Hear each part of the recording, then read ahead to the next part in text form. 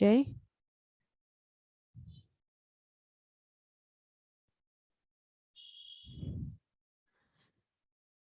আজকে আমরা চ্যাপ্টার বইয়ের চ্যাপ্টার 1 দিয়ে শুরু করছি, যে চ্যাপ্টারটার নাম হলো mathematical modelling and engineering problem solving.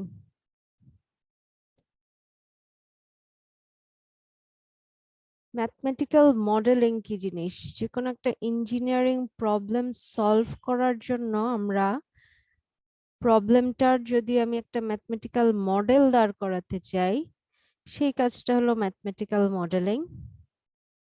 এটা পার্টিকুলারলি ইঞ্জিনিয়ারিং প্রবলেম সলভের জন্য এখানে বলা হচ্ছে। এটা যে কোনো ফিজিক্যাল প্রবলেম সলভের জন্য হতে পারে, প্র্যাকটিক্যাল প্রবলেম সলভের জন্যই হতে পারে। কিন্তু ইঞ্জিনিয়ারিং প্রবলেমের জন্য ম্যাথমেটিক্যাল মডেলিংটা এত স্ট্রেট ফরওয়ার্ড না, আমাদেরকে সিস্টেমটাকে ভালো মতো বুঝতে পারতে হয়। It requires understanding of engineering systems. কিভাবে আমরা বুঝবো? কিভাবে আমরা বুঝবো? প্রথম পয়েন্টটা দেখেন, বাই অবজারভেশন অ্যান্ড এক্সপেরিমেন্ট। সিস্টেমটাকে অবজার্ভ করব ভালো মতো, বিভিন্ন রকম এক্সপেরিমেন্ট করে দেখতে পারি। সেকেন্ড পয়েন্টটা হলো থিওরিটিক্যাল অ্যানালাইসিস অ্যান্ড জেনারেলাইজেশন। যে কোনো ইঞ্জিনিয়ারিং ফান্ডামেন্টাল সিস্টেমের একটা থিওরি আছে, যে ও কিভাবে কাজ করে, একটা থিওরিটিক্যাল স্ট্রাকচার আছে, এবং কিছু অ্যাজাম্পশনের মাধ্যমে আমরা জেনারেলাইজ করতে পারি।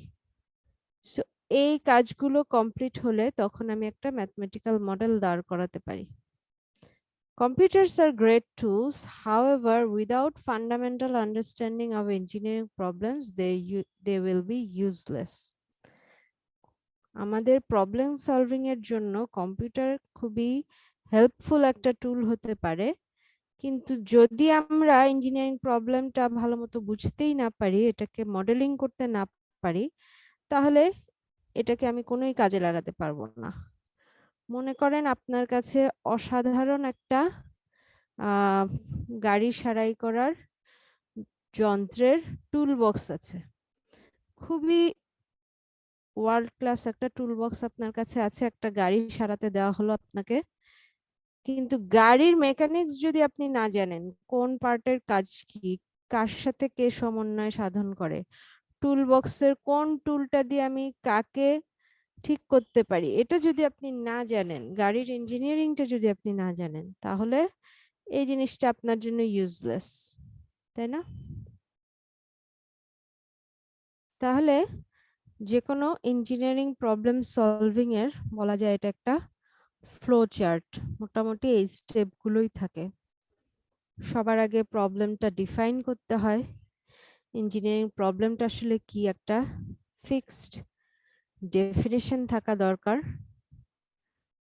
সেই ডেফিনেশন অনুযায়ী আমি একটা ম্যাথমেটিক্যাল মডেল দাঁড় করাতে পারি, যেখানে আমি আমার ওই ইঞ্জিনিয়ারিং সিস্টেমটা, থিওরিটিক্যাল ব্যাকগ্রাউন্ড যে আমার নলেজ আছে, সেটাকেও ইনপুট হিসেবে কাজে লাগাবো, আর সেই সিস্টেমটা আমাকে কি ডাটা দিতে পারে সেটাকেও ইনপুট হিসেবে কাজে লাগিয়ে ম্যাথমেটিক্যাল মডেলটা আমি ইউটিলাইজ করব। সেই মডেলটাকে আমি নানা রকম প্রবলেম সলভিং টুল হতে পারে, কম্পিউটার হতে পারে, বা নিউমেরিক্যাল মেথড হতে পারে, এদের মাধ্যমে অ্যাপ্লাই করে একটা নিউমেরিক রেজাল্ট অথবা গ্রাফিক রেজাল্ট পেতে পারি।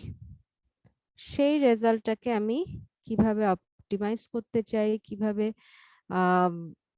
সোসাইটাল ইন্টারফেসে সেটাকে কিভাবে অ্যাপ্লাই করা যেতে পারে, সোজা কথা ফাইনালি এটা ইমপ্লিমেন্ট কিভাবে করব, সেটা ফাইনাল ইমপ্লিমেন্টেশন। মোটামুটি এই কটা স্টেপই ইনভলভ থাকে। যে কোনো ইঞ্জিনিয়ারিং প্রবলেমের যখন আমি ম্যাথমেটিক্যাল মডেল করছি, সেটা সাধারণত জেনারিক চেহারাটা এরকম হয়ে থাকে। A mathematical model is represented as a functional relationship of the form. Left hand side এ থাকে একটা কোনো ডিপেন্ডেন্ট ভেরিয়েবল, রাইট হ্যান্ড সাইডটা হয়ে থাকে সাধারণত a function of, f দিয়ে ব্র্যাকেটে কিছু লেখা মানে আমরা জানি ফাংশন অফ, তাই না? ম্যাথমেটিক্স পড়ে এসেছি, দয়া করে মনে করবেন না যে এফ ইনটু সামথিং লিখছে, এফ একটা কোনো ভেরিয়েবল না, এটা মিন করছে ডিপেন্ডেন্ট ভেরিয়েবলটা কার কার ফাংশন হতে পারে। দেখেন কার কার ফাংশন হতে পারে, ইন্ডিপেন্ডেন্ট ভেরিয়েবলের ফাংশন হতে পারে, প্যারামিটারের উপর ডিপেন্ড করতে পারে, অর্থাৎ যেই সিস্টেমের জন্য আপনি এই ডিপেন্ডেন্ট ভেরিয়েবলটা বের করছেন তার বিভিন্ন প্যারামিটারের ইনফ্লুয়েন্স থাকতে পারে এটার উপর, এবং থার্ডলি অন্য কোনো ফোর্সিং ফাংশনও থাকতে পারে। টার্মগুলো আরেকবার দেখি তাহলে। ডিপেন্ডেন্ট ভেরিয়েবল কি জিনিস? characteristic that usually reflects the state of the system, অর্থাৎ যেটা আমি বের করতে আগ্রহী, যেটাকে আউটপুট হিসেবে আমি বের করতে চাই, সিস্টেমটার স্টেট হিসেবে যে ক্যারেক্টারিস্টিকটা আমি বের করতে চাই সেটা। ইন্ডিপেন্ডেন্ট ভেরিয়েবল কি জিনিস? এমন কোনো পরিমাপ যেটা কারো উপর ডিপেন্ড করে না। কি হতে পারে? যেমন টাইম হতে পারে, স্পেস হতে পারে, ঠিক আছে, কিন্তু তাদের উপর এই সিস্টেমের ক্যারেক্টারিস্টিক ডিপেন্ড করে আছে, অর্থাৎ সিস্টেমটা শুরু হওয়ার কত টাইম পরে, 10 সেকেন্ড পরে যে বিহেভিয়ার 20 সেকেন্ড পরে চেঞ্জ হতেই পারে, তার উপর সিস্টেমের ডিপেন্ডেন্সি থাকতেই পারে। কিন্তু টাইম তার নিজের কারো উপর কি ডিপেন্ডেন্সি আছে? না, সে তার নিজের গতিতেই চলছে, তাই না? সো টাইম হলো একটা perfect example of independent variable. Thirdly ছিল প্যারামিটার। What is parameter? এটা সিস্টেমেরই কোনো প্রপার্টি বা ওর কম্পোজিশনের মধ্যে আছে এরকম কিছু। একটা এক্সাম্পল দেখবো আমরা একটু পর, তারপর কথাগুলো আসলে আরো ক্লিয়ার হবে। Finally forcing function, external influence acting upon the system. তাহলে আমরা একটা উদাহরণ যদি দেখি, মনে করেন নিউটনের গতির দ্বিতীয় সূত্রটা, এটার সাথে আমরা সবাই পরিচিত, তাই না? ফর্মুলাটা এই আকারে ছিল, তাই না? ফোর্স হলো কোনো একটা মুভিং বডির মাস যদি হয়ে থাকে এম, মুভমেন্টের এক্সেলারেশন যদি হয়ে থাকে এ, তাহলে মাস আর এক্সেলারেশন গুণ করলে গুণফলটাই সমান হচ্ছে সেই ফোর্স যেটা বডিটার উপর কাজ করছে, যে ফোর্সের কারণে এই এক্সেলারেশন প্রাপ্তিটা ঘটেছে, তাই না? এখন আমি খুব ছোট্ট একটা কাজ করি, মনে করেন সাইড চেঞ্জ করি, আমি তো সহজে এটা লিখতেই পারি, তাই না? ইকুয়াল এফ বাই এম লেখা যায় না? এখানে এ হলো ডিপেন্ডেন্ট ভেরিয়েবলটা, এ হলো আমার ওই সিস্টেম বা আমার ওই ফিজিক্যাল কি বলবো মুভিং যে অবজেক্টটা, তার কি ছিল? এক্সেলারেশন। এক্সেলারেশন যে ডিপেন্ডেন্ট ভেরিয়েবল, এটা বুঝতে পারছেন? কারণ এদের সবার উপর ডিপেন্ডেন্ট। কি কি? প্রথমত ফোর্সের উপর ডিপেন্ডেন্ট, যে আমি বডিটার উপর কি পরিমাণ ফোর্স দিচ্ছি সেটা অবশ্যই একটা ভূমিকা রাখছে যে বডিটা কি পরিমাণ এক্সেলারেটেড হবে। দ্বিতীয়ত বডিটার মাস কতটুকু, সেটাও অবশ্যই ভূমিকা রাখবে। একটা ভারী জিনিস হলে সে যতটুকু এক্সেলারেটেড হবে, একটা হালকা জিনিস হলে আরো সহজেই এক্সেলারেটেড হবে, তাই না? সো ডিপেন্ডেন্ট ভেরিয়েবলটা হলো এ। আমার আগের জেনেরিক ফর্মুলায় যদি যান, লেফট হ্যান্ড সাইডে ডিপেন্ডেন্ট ভেরিয়েবল ছিল, রাইট হ্যান্ড সাইডে যারা যারা থাকতে পারে এই তিন ধরনের কেউ কেউ থাকতে পারে। আপনার কাছে কি মনে হয় এফ কোনটা হতে পারে এই তিনটা ক্যাটাগরির মধ্যে? What do you think? Forcing function. Exactly, forcing function. সে হলো এক্সটার্নাল ইনফ্লুয়েন্স, বাইরে থেকে আমার মুভিং বডিটার উপর একটা ফোর্স অ্যাপ্লাই করা হচ্ছে, সেটা হলো F. What is M? What do you think? এই তিনটার মধ্যে কোন ক্যাটাগরিতে পড়ছে M? Parameter Independent variable. Independent variable? What do you think? Ma'am permanent, because আমরা তো ভর পরিবর্তন করতে পারবো না, যে কোনো জিনিসের ভর তো। আমি কি পার্মানেন্ট লিখেছি এখানে? তাহলে একটু চশমা পরে আবার দেখেন। প্যারামিটার। প্যারামিটার, সিস্টেমের প্যারামিটার, সিস্টেম, আমি ইঞ্জিনিয়ারিং সিস্টেমের কথা ছিল তাই এখানে সিস্টেম লেখা। আমাদের ফিজিক্সের ক্ষেত্রে এটা হলো মুভিং বডিটা, সেই বডিটার একটা প্রপার্টি হলো প্যারামিটার। তার মানে এম হলো বডিটার একটা প্রপার্টি, সো ডেফিনেটলি এম হলো প্যারামিটারের একটা উদাহরণ। ক্লিয়ার কথাটা? বুঝা জি গেছে ম্যাম। সবাই? তাহলে দেখেন যে কোনো ফিজিক্যাল অবজারভেশন, নিউটনও কিন্তু এটা সিম্পলি তার ইনটিউশন অবজারভেশন কাজে লাগিয়ে এই কি বলবো লতে উপনীত হয়েছে, এই মোশনের সেকেন্ড লতে সে উপনীত হয়েছে। সেই অবজারভেশন থেকে সে একটা ম্যাথমেটিক্যাল মডেলিং করেছে এবং সেই ম্যাথমেটিক্যাল মডেলিংটা যে কোনো জেনারিক ম্যাথমেটিক্যাল মডেলিং এর যে ফরম্যাট সেটাই আসলে ফলো করছে। Formulation of Newton's second law has several characteristics that are typical of mathematical models of the physical world. Number one key, it describes a natural process or system in mathematical terms. অর্থাৎ সে যে typical mathematical মডেলের যে characteristic গুলো follow করে তার প্রথমটা হলো এটার মাধ্যমে আমরা একটা কোনো প্রকৃতির একটা কোনো প্রসেস বা সিস্টেমকে ম্যাথমেটিক্সের ভাষায় ব্যাখ্যা করতে পারছি। It represents an idealization and simplification of reality. এটার মাধ্যমে আমরা বাস্তবতার একটা কি বলবো আদর্শ উপস্থাপন করতে পারছি, এটাকে সিম্পলিফাই করতে পারছি। এবং finally it yields reproducible results, consequently can be used for predictive purposes. এটা আমরা বিভিন্ন ধরনের ক্ষেত্রে ইউজ করতে পারি, এমনকি প্রেডিক্টিভ পারপাসেও ইউজ করতে পারি। Some mathematical models of physical phenomena may be much more complex. F equal ma যে সকল ক্ষেত্রে ইউজ করা যায়, বিভিন্ন জায়গায় আমরা স্ট্রেট ইউজ করে আসছি, ফিজিক্স পড়ে আসছি, অনেক প্রবলেম সলভ করে আসছি, ভালো কথা, কিন্তু সেসব ক্ষেত্রের চেয়েও অনেক জটিল ফিজিক্যাল ফেনোমেনা হতে পারে। যেমন complex models may not be solved exactly or require more sophisticated mathematical techniques than simple algebra for their solution. একটা উদাহরণ হতে পারে যে একজন প্যারাশুটিস্ট সে জাম্প করছে, তার ভেলোসিটির কি অবস্থা হচ্ছে বা তার অ্যাক্সেলারেশনের কি অবস্থা হচ্ছে সেটা কিন্তু এত বেশি স্ট্রেট ফরওয়ার্ড না, সেটা আরেকটু চিন্তা করার ব্যাপার আছে। আমরা একটু ধীরে ধীরে চিন্তা করি, তাহলে চলেন যে আমরা যেটা জানি F ইকুয়াল ma বা A equal F by m,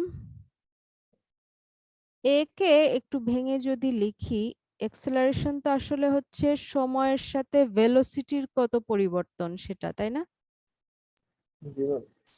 তাহলে আমি সেটাকে এভাবে লিখতে পারি dv/dt। আচ্ছা, ইউজার নামে কে লগ ইন করেছেন আপনাকে আমি আবার ওয়েটিং রুমে দিয়ে দিচ্ছি, রিনেম করে আসবেন। আমাদের ক্লাসের নিয়ম হচ্ছে স্টুডেন্ট আইডি তারপর নিজের ফুল নেম লিখে তারপর আসতে হয়, ওকে? রিনেম করে এন্ট্রি নেন।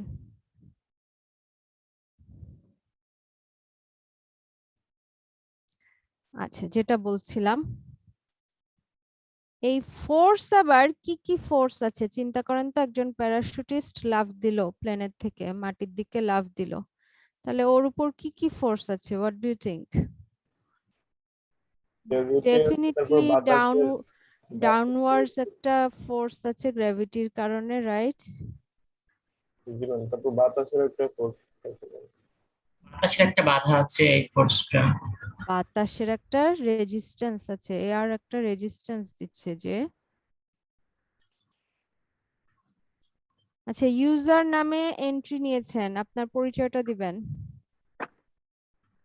বলেন। 18108089 ইকবাল হোসেন, আপনার রিনেম করে আসতে হবে, আমাদের এখানে এটা নিয়ম, ঠিক আছে? হ্যাঁ ম্যাম রিনেম করেন।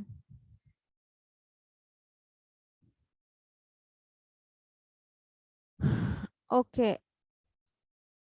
তাহলে ডাউনওয়ার্ড একটা ফোর্স আছে যেটা হচ্ছে গ্র্যাভিটির কারণে, অপোজিট দিকে বা বলা যায় আপওয়ার্ড আর একটা ফোর্স আছে যেটা বাতাসের রেজিস্ট্যান্সের কারণে, যে যত জোরে ও নামতে থাকবে বাতাস তত জোরে ওকে আবার বিপরীত দিকে একটা ধাক্কা দিবে, তাই না? রেজিস্ট্যান্স ক্রিয়েট করবে।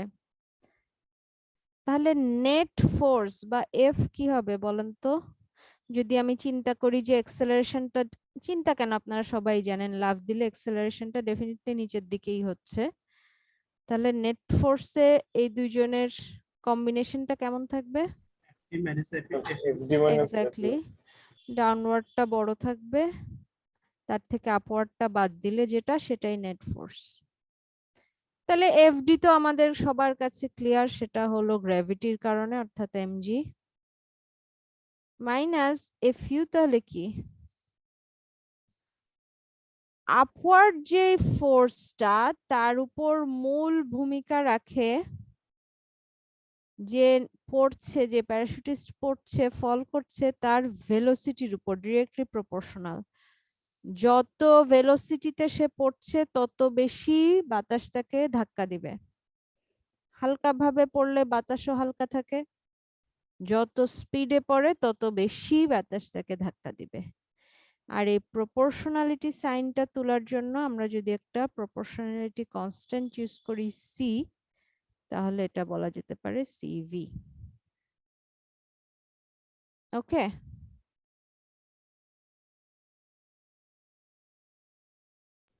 জি ম্যাম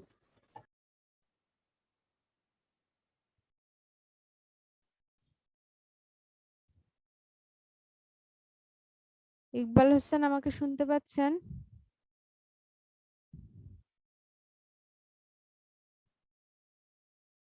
রোল 89।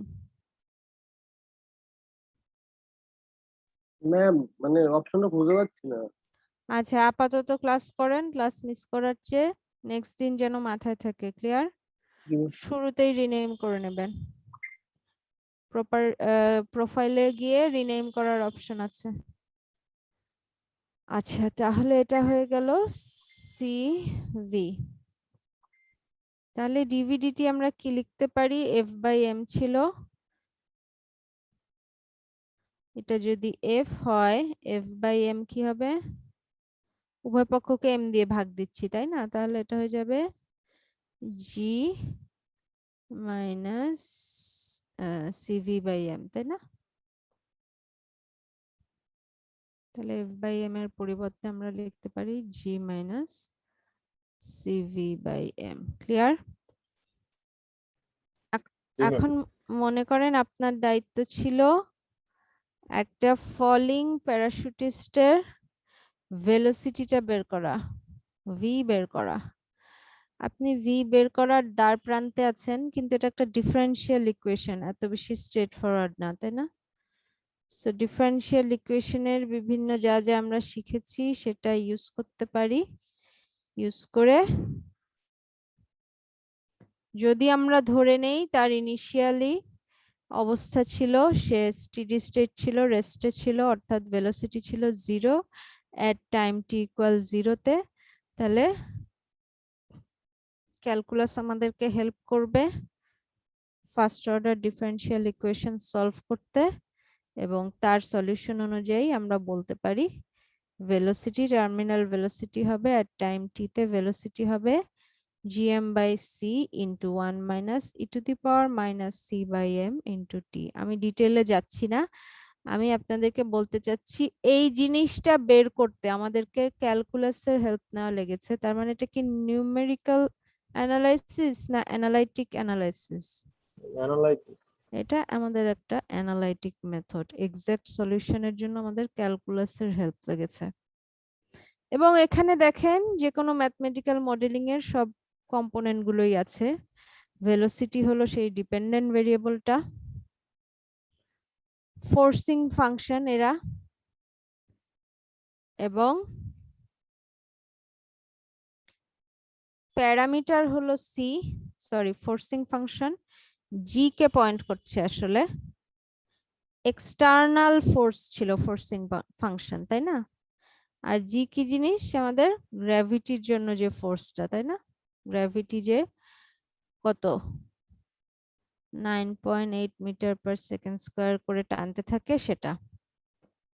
আর সি হলো, সি বলেন এম বলেন দুইটাই প্যারামিটার। সি হলো ওই যে কনস্ট্যান্ট যেটা আমরা প্রপোর্শনালিটি তুলে দেওয়ার জন্য ইউজ করেছি, আর এম হলো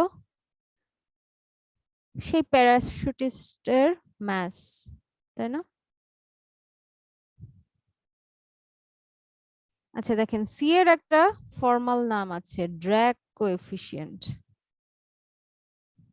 হ্যাঁ, ড্র্যাগ করছে কত, এবং এটা ডিপেন্ড করে ওর মাস কত সেটার উপর, সে কারণে কেজি পার সেকেন্ডে ওর ইউনিটটা।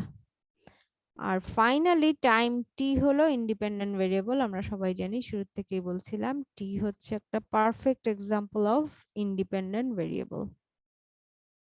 তাহলে দেখেন,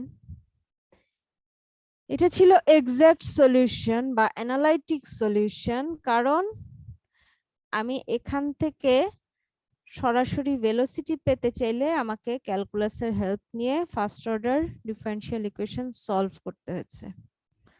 এখন আমি যদি বলি আমি সেটা ইউজ করব না, আমি নিউমেরিক্যাল সলিউশন চাই, নিউমেরিক সলিউশন চাই, তাহলে আমি কি করতে পারি? দেখেন কি করা হয়েছে। ডিভি ডিটি তো আসলে হলো একটা ফিক্সড টাইম ডিফারেন্সের মধ্যে কতটুকু ভেলোসিটি চেঞ্জ হচ্ছে, তাই না? তাহলে তার পরিবর্তে আমরা এটা লিখতে পারি বা এটাও লিখতে পারি, তাই না?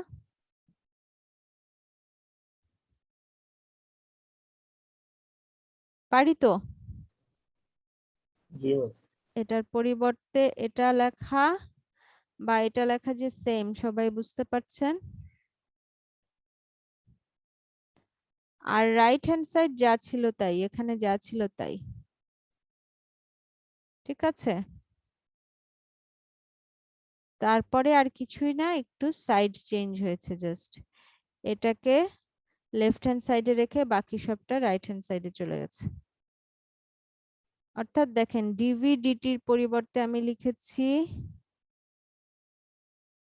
Velocity at time T I plus 1 বিয়োগ velocity at time T I. তাহলে এদের ডিফারেন্সটাই তো ডেল ভি, তাই না? আর নিচে ডিটির পরিবর্তে লিখেছি টি আই প্লাস 1 বিয়োগ টি আই, তাহলে এদের ডিফারেন্সটাই হলো ডেল টি। ক্লিয়ার এবার? আর রাইট হ্যান্ড সাইড যা ছিল তাই আছে। ম্যাম একটা কোয়েশ্চেন। বলেন। ম্যাম আপনি পরের স্লাইডটা যে দেখালেন ওখানে ডিভি বাই ডিটির পরে এই অ্যাপ্রক্সিমেশন সাইনটা কেন? কারণ এটা বইটা যদি খুলেন আরো ডিটেইল ভাবে বুঝতে পারবেন। এটা আমরা একটা ফিক্সড ইন্টারভ্যালের জন্য ধরছি, তাই না? এবং সেটা আর এটা প্রায় সমান বলা ও যাচ্ছে। অনেকটা ওই যে থাকে না যে আপনার এই কার্ভের স্লোপ টাইমের সাথে ভেলোসিটি, কার্ভের স্লোপ আর ডিভিডিটি সেম ধরতে পারেন যদি আপনি খুব ছোট একটা জায়গায় চিন্তা করেন, এটাকে একটা স্ট্রেট লাইন মনে হতে পারে। সেই স্ট্রেট লাইনের স্লোপ আর টোটাল কার্ভের স্লোপ সেম, কিন্তু এখানে আপনার একটা জিনিস অ্যাজিউম করে নিতে হচ্ছে, তাই না, যে ইন্টারভ্যালটা একটা ছোট ইন্টারভ্যাল। হ্যাঁ, সেই কারণে yes, আমরা ma'am. অ্যাপ্রক্সিমেটলি ইকুয়াল বলেছি। ক্লিয়ার? Okay, বুঝতে পেরেছি। তাহলে দেখেন কি হচ্ছে।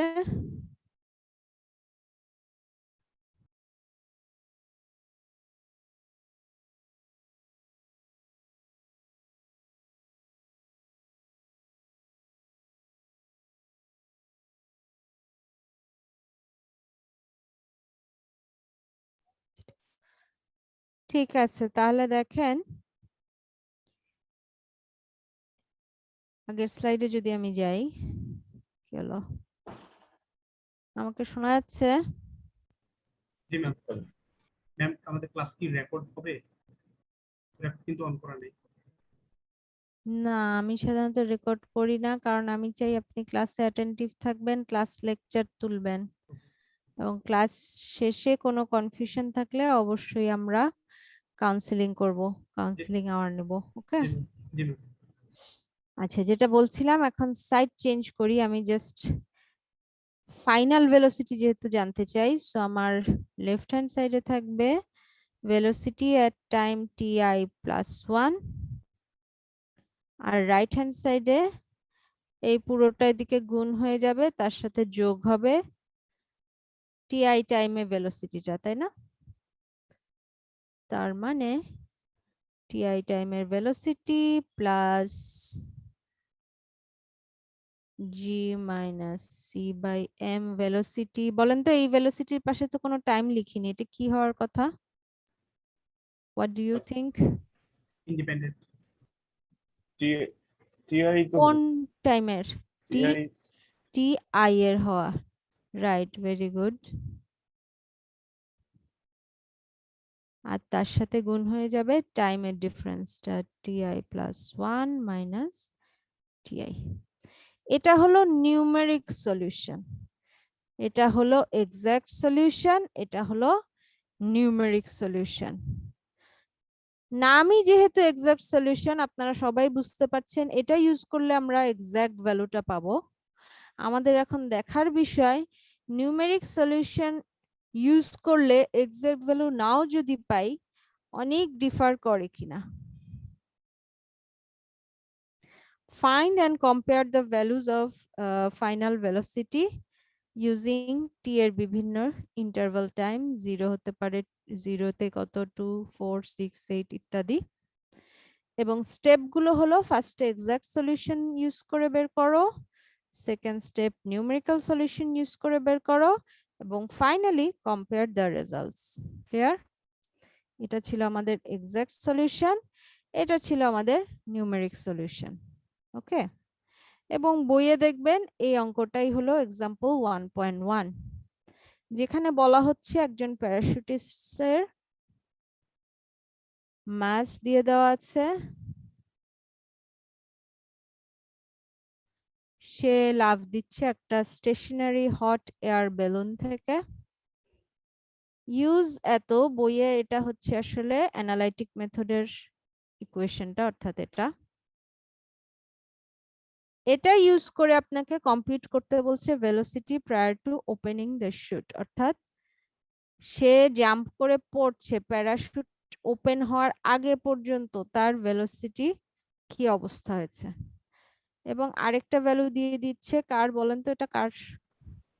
কে সমান সমান এক্স্যাক্টলি সি এর ভ্যালুটা 12.5 কেজি পার সেকেন্ড। যেহেতু কোয়েশ্চেনে এটা বলে দিয়েছে, তার মানে আমরা বুঝতে পারছি analytic method. If the parachutist is initially at rest, অর্থাৎ টাইম t equals 0 তে ওর ভেলোসিটি 0 ছিল যদি ধরে নিই, তাহলে আমরা অ্যানালাইটিক মেথড এটা ইউজ করতে পারবো, এই এক্সাক্ট সলিউশনটা ইউজ করতে পারবো ওর ফাইনাল ভেলোসিটি বের করার জন্য। এবং আমরা এই ভ্যালুগুলো পেয়েছি। তাহলে দেখেন, জি এর জায়গায় কি বসাবো? ভেলোসিটি বের করতে চাচ্ছি, জি এর পরিবর্তে সব কেজিতে আছে, তাই না? তাহলে জি এর পরিবর্তে কত? জি এর মানটা 9.8, এম এর পরিবর্তে 68.1, সি এর পরিবর্তে সি এর মান 12.5, 1 minus E to the power minus C divided by M, অর্থাৎ 12.5 divided by 68.1 time T. T এখন কত দিব সেটা আমাদের সিদ্ধান্ত। কারণ প্যারাশুটটা কখন ওপেন হবে সেটা তো আর আমরা জানি না, আমরা বিভিন্ন ভ্যালু দিয়ে দেখব ভেলোসিটি কিভাবে চেঞ্জ হচ্ছে। তাহলে দেখেন এটুকু অংশ ক্যালকুলেট করলে আমরা যেটা পাই সেটা হলো 53.39 into 1 minus E to the power minus এটুকু অংশ ক্যালকুলেট করে পাচ্ছে 0.18355 আর টি রয়ে গেছে এখনো। টি এর সেই বিভিন্ন মানগুলো দিব, একটু আগে একটা সেট দেখিয়েছিলাম না 0 2 4 6 8 টি এর বিভিন্ন মান দিয়ে ভেলোসিটি বের করি। দেখা যাচ্ছে 10 সেকেন্ড পরে একটা ভেলোসিটি, যে কোনো একটা এক্সাম্পল এখানে আসলে বলা হচ্ছে, 10 সেকেন্ড পরে ভেলোসিটি হচ্ছে 44.87 মিটার পার সেকেন্ড এবং যথেষ্ট বড় সময় পর অর্থাৎ ইনফিনিটি যদি আমি ইউজ করি টি এর পরিবর্তে, ইনফিনিটি ইউজ করলে এই অংশটা আসলে 0 হয়ে যাবে, তাই না? তাহলে ভেলোসিটি কত হবে এই অংশটা 0 হয়ে গেলে? আমরা সবাই জানি E to the power minus infinity মানে 1 by E to the power infinity বা 1 বাই ইনফিনিটি মানে হলো 0। আশা করি এটা ক্লিয়ার কেন আমি এটার পরিবর্তে 0 বলছি। তাহলে ভেলোসিটি হয়ে যাবে 53.39। সো এটাকেই আমরা টার্মিনাল ভেলোসিটি ধরে নিতে পারি। This velocity is constant because eventually the force of gravity will be in balance with the air resistance. Thus the net force is 0 and acceleration has ceased. এটাতেই সে fix থেকে যাবে। ওকে, analytic মেথডে আমাদের বের করতে বলেছিল 1.1 আমরা বের করলাম। নেক্সট যে প্রবলেমটা 1.2 সে বলছে সেম কাজটা করো, एग्जांपल 1.1 এর কাজটা করো বাট ইউজ করো ইকুয়েশন 1.12। এখানে বইয়ে যদি যান দেখতে পাবেন ইকুয়েশন 1.12 আসলে হলো কোনটা? What do you think? নিউমেরিক্যালটা, রাইট। সো নিউমেরিক্যালটা এখন ইউজ করতে বলা হচ্ছে। Employ a step size of 2 second for the calculation. কি সমান 2 সেকেন্ড তাহলে? What do you think? Ma'am TI plus 1টা ওই যে টাইম ইন্টারভালটা মানে টিআই প্লাস 1 2 মাইনাস সেকেন্ড করে। টিআই যে ইন্টারভালটা এক্স্যাক্টলি, টিআই প্লাস 1 মাইনাস টিআইও বলতে পারেন, ডেল টিও বলতে পারেন, হোয়াটএভার, সেটা হলো 2 সেকেন্ড। ওকে, তাহলে আমাদের ইকুয়েশনটা কি ছিল যদি কারো মনে থেকে থাকে? Velocity at time t i plus 1 ছিল, মনে আছে কারো? রাইট, টিআই টাইমে ভেলোসিটি প্লাস ছিল ব্র্যাকেটে ছিল জি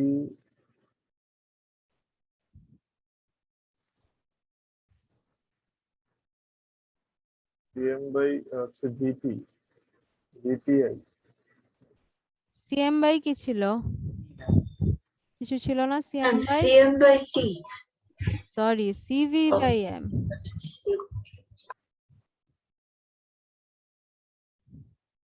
এবং এই ভিটা ছিল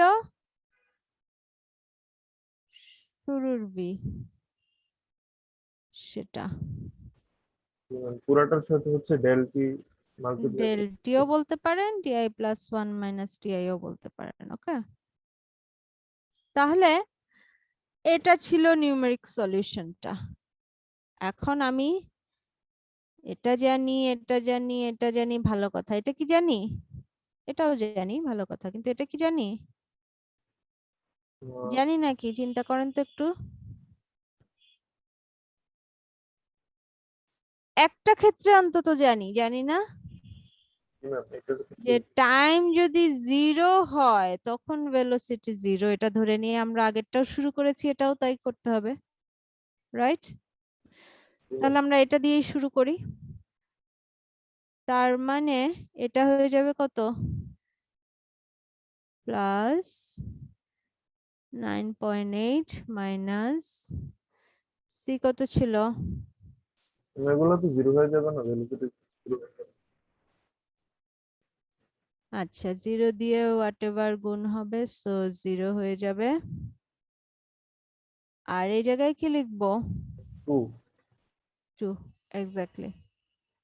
সো ক্যালকুলেট করে যেটা আসবে সেটা হলো জিরো টাইমের 2 সেকেন্ড টাইম স্টেপ পরেরটা, অর্থাৎ ভেলোসিটি এট টাইম 2 সেকেন্ড, তাই না? তাহলে এর পরের ইন্টারভ্যালটা আপনি যদি বের করতে চান, সেটা ভেলোসিটি এট টাইম কত সেকেন্ড হবে? 4 সেকেন্ড। এক্স্যাক্টলি, কারণ প্রতিটা ইন্টারভ্যালের সাইজ হচ্ছে 2 সেকেন্ড। সো 4 সেকেন্ডে আমি যদি করি, এখানে যেটাই আসলো আপনার সলিউশন, সেটাকে এখন এখানে ইউজ করতে হবে, তাই না? ওটাকে কারণ এটার চেয়ে 2 সেকেন্ড TI এর ভ্যালু তাহলে আগেরটা ওটা হলো 2 সেকেন্ডেরটা, তাই না? সেটা এখন এটার জন্য হয়ে যাবে V of velocity at t i, তাই না? আমার কথাগুলো বোঝা যাচ্ছে? ফর দ্য নেক্সট ইন্টারভ্যাল, অর্থাৎ 2 থেকে পরের ইন্টারভ্যালে যদি যাই, তার মানে 4 সেকেন্ডে যদি যাই, সেম কম্পিটিশন রিপিট হবে, কিন্তু এখন দেখেন 2 সেকেন্ডের জন্য যে ভেলোসিটিটা আমি আউটপুট হিসেবে পেয়েছি, সেটাকে এখন রাইট হ্যান্ড সাইডের ভেলোসিটি হিসেবে ইউজ করব, ভিটিআই হিসেবে ইউজ করব, এবং সেটা এখন এখানেও ইউজ হচ্ছে, এখানেও ইউজ হচ্ছে। টাইম ইন্টারভ্যাল এখনো 2, কারণ 4 আর 2 এর মধ্যে ইন্টারভ্যাল 2। তখন আরেকটা ভেলোসিটি পাচ্ছি, যে ভেলোসিটি এট 4 সেকেন্ড, সেটা পাচ্ছি। তার মানে বুঝতে পারছি এই ক্যালকুলেশনটা আমাকে কন্টিনিউ করতে হবে যদি আমি এরকম একটা টেবিল তৈরি করতে চাই, তাই না? তাই তো? তাহলে এই ক্ষেত্রে ম্যাম ইনফিনিটি এটা কি ভ্যালু আছে এটা? আচ্ছা ওটাও তো দরকার নেই মনে হয়। এটার দরকার নাই, আমরা কম্পেয়ার করব বিভিন্ন। দেখেন আমাদের থার্ড স্টেপটা কি ছিল? এক্সাক্ট সলিউশন করা শেষ, নিউমেরিক্যাল সলিউশন মাত্র করলাম। থার্ড স্টেপ ছিল রেজাল্ট গুলো কম্পেয়ার করো, অর্থাৎ আসলেই যে নিউমেরিক্যাল দিয়ে আমি এক্সাক্টের কাছাকাছি হলেও পাই, সেটা একই টেবিলে পাশাপাশি রেজাল্ট গুলো লিখে ট্রাই করো, কম্পেয়ার করো। সেটাই এখানে করা হয়েছে, দেখেন অ্যাকচুয়াল ভার্সাস নিউমেরিক বা এস্টিমেটটা। অ্যাকচুয়ালটার জন্য নীল কালিতে যে ছবিটা, নিউমেরিকের জন্য এটাকে কি বলা যায়, বেগুনি না গোলাপি নাকি, সেই ছবিটা উপর দিয়ে যাচ্ছে যে ছবিটা, সেটা এস্টিমেটের জন্য। ক্লোজ এনাফ, তাই না? জি ম্যাম, At ফাইনাল least, ভ্যালুটা আসলে ক্লোজ। হ্যাঁ, ফাইনালের জায়গায় দেখতে পাচ্ছি মোটামুটি বলতে পারেন আপনি 20 সেকেন্ড পর থেকেই মোটামুটি কাছাকাছি। এদিকে সেকেন্ড, এদিকে ভেলোসিটি। ক্লিয়ার? তো এত কষ্ট করার পর আপনার মনে একটা প্রশ্ন জাগতেই পারে যে দুই ভাবেই করা যায়, তাহলে কেন দুই ভাবে করলাম ম্যাডাম? তাহলে আবার গত ক্লাসের ওই স্লাইডটা মনে করিয়ে দিই, যেখানে আমরা বলেছিলাম ওয়াই নিউমেরিক্যাল, যে প্র্যাকটিক্যাল অনেক প্রবলেম থাকে যেগুলো আসলে এক্সাক্ট সলিউশন ইউজ করা যায় না, ম্যাথমেটিক্যাল মডেলিং এত সহজে করা যায় না, অ্যানালাইটিক সলিউশন বলে কিছু পাওয়া যায় না, সম্ভব না। তাদের জন্য যদি আমি নিউমেরিক করিও, সেটা যে আসলে খুব একটা আন্দাজে সলিউশন হয়ে গেল তা না, কারণ নিউমেরিক অলওয়েজ এক্সাক্টটার কাছাকাছি দিয়েই যাচ্ছে। এরকম আমরা একটা উদাহরণ করলাম যেটার দুটোই সম্ভব, অ্যাকচুয়ালও সম্ভব, নিউমেরিকও সম্ভব, এবং তাদের দুজনকে কম্পেয়ার করে দেখলাম যে আসলে ক্লোজ এনাফ। ম্যাম তাহলে ওইসব ক্ষেত্রে ইরোরটা আসলে কিসের উপর ডিপেন্ড করে আমরা বের করি, মানে যেটাতে অ্যানালাইটিক কোনো সলিউশন আমরা পাই না, তাহলে ইরোরটা তাহলে এরর থেকে পাবো, রাইট? সো সেটাই, যেটার আমি এরর পাচ্ছি না এবং দাবি করছি এরর হচ্ছে না। দাবি আসলে আপনি করতেও পারবেন না এরর হচ্ছে না। লাস্ট ক্লাসের স্লাইডটা যদি সবার মনে থাকে, ওখানে স্পষ্ট বলা হয়েছে নিউমেরিক্যালে এরর হবেই, কিন্তু সেটা টলারেবল লিমিটে আছে। ম্যাম এরর তো এখানেও আছে। এরর এখানেও আছে যদি আপনি একেবারে শুরুর দিকের কথা চিন্তা করেন, এক্সাক্ট সলিউশন আর নিউমেরিক সলিউশনের মধ্যে গ্যাপটা দেখেন, বুঝতে পারছেন? এটাই তো আমি বলতে চাচ্ছিলাম আর কি, অ্যাকচুয়াল সলিউশনটা যদি আমরা না করতে পারি তো ওই ক্ষেত্রে হ্যাঁ। ইরোরটা আসলে আমরা কিভাবে হ্যাঁ, কম্পেয়ার করি তাকে? হ্যাঁ, এইটাই আপনার কাছে আমার কথা, যে এক্সাক্ট সলিউশন যে প্রবলেমের জন্য আপনি করতেই পারছেন না, সেখানে নিউমেরিক সলিউশন অ্যাটলিস্ট আপনাকে একটা সলিউশন দিচ্ছে, রাইট? জি ম্যাম। এরর তো তার পরের কথা। আপনি নিউমেরিকের সম্বন্ধে জ্ঞান অর্জনের আগে ওই প্রবলেমটা সলভই করতে পারছিলেন না, রাইট? জি ম্যাম। তাহলে তাহলে কি হলো, যে এখন আমি সলিউশন পেয়েছি, এরর নিয়ে আমার চিন্তা করার তো সুযোগই নাই। এক্সাক্ট সলিউশন বলে তো এটার কিছু নাই, আমি কোত্থেকে এরর কম্পেয়ার করব? জি ম্যাম, বুঝতে পারছি। তার মানে ওই ক্ষেত্রে ওইটাকে আসলে এক্সাক্ট ধরে নেওয়া লাগবে। হ্যাঁ, ওইটাকেই আমার এক্সাক্ট না, ওইটাকেই আমার রেজাল্ট বলতে হবে। এটাই রেজাল্ট, এটাই আউটপুট। এখানে এটা নিউমেরিক যেহেতু ইউজ হয়েছে, কিছু এরর হয়তো আছে, কিন্তু আমরা জানি নিউমেরিকের জেনারেল স্ট্রাকচার থেকে আমরা জানি, বা জেনেরিক অন্য যেসব মডেলে দুটাই হয় সেসব জায়গায় আমরা কম্পেয়ার করে আমরা জানি যে আসলে টলারেবল লিমিটে থাকে। ক্লিয়ার? হ্যাঁ, আমার কাছে মনে হচ্ছে যে এই কার্ভটা যদি আমরা আরেকটু বাড়াই এবং কিছু সময় পর যদি দেখি, তাহলে আবার ইররটা বাড়বে, এরকম কি হয়?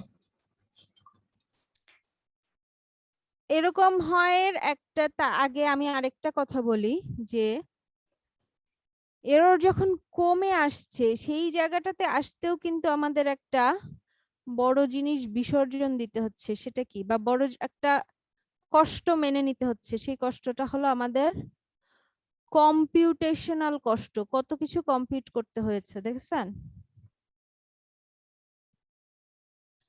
সো আসলে নিউমেরিক্যালের ক্ষেত্রে বলা যায় অ্যাকুরেসি আমরা পাই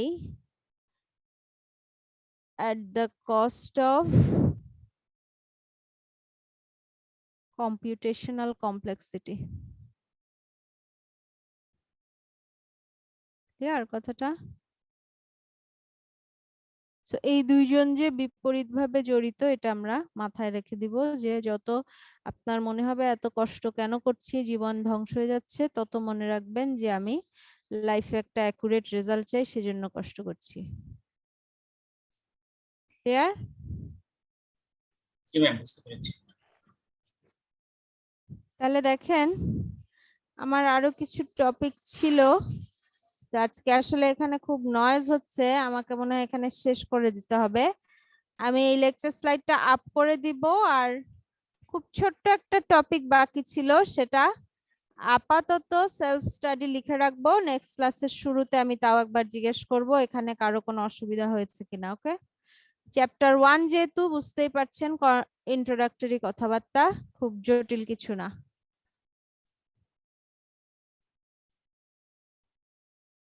তাহলে কারো কোনো কোয়েশ্চেন? ম্যাম, বলেন। ম্যাম, ওই ইকুয়েশনে হচ্ছে এই ভি এর সাথে টিআই, ওইটা কিসের জন্য বলছিলেন? ওইটা আমি একটু বুঝতে পারি নাই। এখানে জি জি জি, এই ইকুয়েশনে। জি ma'am. Velocity at time TI, সেটা মিন করা হচ্ছে। টাইম তো একটা কন্টিনিউয়াস জিনিস, তাই না? তার আই তম একটা ভ্যালু আছে, i+1 তম একটা ভ্যালু আছে, i+2 তম একটা ভ্যালু আছে, আছে না? জি ম্যাম, মানে আমরা হচ্ছে প্রথমে যে ইকুয়েশনটা বের করলাম 2 সেকেন্ডে, ওই 2 সেকেন্ডে আমার যে ভেলোসিটি, ওই টাইমে আমার যে ভেলোসিটিটা হয়েছে সেইটা হচ্ছে ভিটিআই, এরকম ভাবে। এক্স্যাক্টলি। এটা যদি ধরেন আপনি VTI+1, এটা অবশ্যই VTI, জি ম্যাম। রাইট হ্যান্ড সাইডে। ক্লিয়ার? ঠিক আছে। ওকে, আর কারো কোনো কোশ্চেন? শেষ করে দিব? জি ম্যাম। ওকে, তাহলে নেক্সট দিন দেখা হবে। আজকে একটু তাড়াতাড়ি শেষ করে দিতে হলো, নেক্সট দিন আশা করি এরকম হবে না।